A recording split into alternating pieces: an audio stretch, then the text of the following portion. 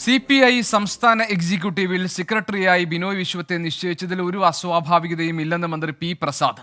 Party general secretary D Raja കൂടി പങ്കെടുത്ത യോഗത്തിലാണ് തീരുമാനമുണ്ടായത്. കെ ഇസ്മായിൽ പരസ്യമായി എതിർക്കുമെന്ന് കരുതുന്നില്ലെന്നും പ്രതികരണം മാധ്യമങ്ങളിലൂടെയാണ് അറിഞ്ഞതെന്നും പി പ്രസാദ് വിശദീകരിച്ചു.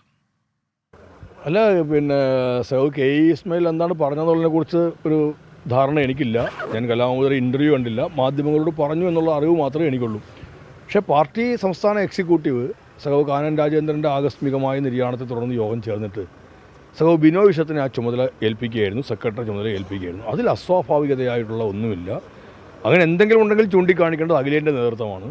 ആ അഖിലേന്ത്യാ നേതൃത്വത്തെ നയിക്കുന്നത് ഇന്ത്യയിലെ കമ്മ്യൂണിസ്റ്റ് പാർട്ടി നയിക്കുന്ന സഖാവ് ഡി രാജയാണ്, പാർട്ടി ജനറൽ സെക്രട്ടറിയാണ്. പാർട്ടി ജനറൽ സെക്രട്ടറി കൂടി പങ്കെടുത്ത ഒരു യോഗമാണ് സഖാവ് ബിനോയ് വിശ്വത്തെ സംസ്ഥാന സെക്രട്ടറി ചുമതല ഏൽപ്പിച്ചിരിക്കുന്നത്. അതിനെ പരസ്യമായി വിമർശിക്കുക എന്നുള്ളതോ അല്ലെങ്കിൽ എതിർക്കുക എന്നുള്ളതോ സഖാവ് കെയുടെ ഭാഗത്ത് ഉണ്ടാകുമെന്ന് ഞാൻ വിശ്വസിക്കുന്നതേയില്ല. ഷഫീദ് റാവുത്തർ വിവരങ്ങൾ നൽകാറുണ്ട്. ഷഫീദ്, ബിനോയ് വിശ്വത്തിന്റെ ഈ പുതിയ ചുമതലയിൽ അസ്വസ്ഥതകൾ രൂപപ്പെട്ടിട്ടുണ്ട് CPI-ക്കകത്ത് എന്ന് നേരത്തെ തന്നെ വിവരങ്ങൾ പുറത്തു വന്നതാണ്. ആ സാഹചര്യം ഇല്ല, അതിനെ പൂർണ്ണമായി തള്ളുകയാണോ പി പ്രസാദ്? ഇക്കാര്യത്തിൽ ഈ CPI-യിൽ ഒരു ആഭ്യന്തര കലഹം ഉണ്ടാകുന്നു എന്നുള്ള വിവരം നേരത്തെ തന്നെ ഗോപി സൂചിപ്പിച്ചതുപോലെ തന്നെ പുറത്തു വന്നതാണ്.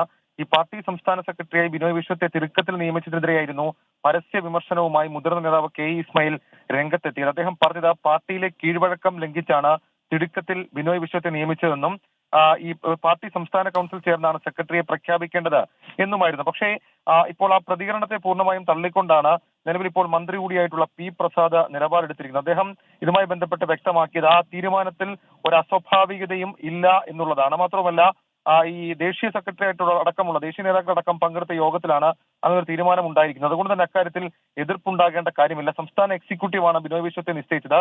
എന്തെങ്കിലും ഉണ്ടെങ്കിൽ ചൂണ്ടിക്കാണിക്കേണ്ടത് അഖിലേന്ത്യാ നേതൃത്വമായിരുന്നു.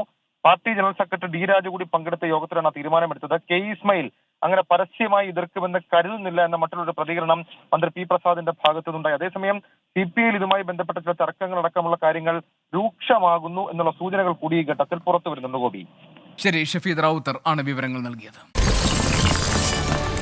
24 അഞ്ചിന്റെ വജ്രത്തിളക്കം.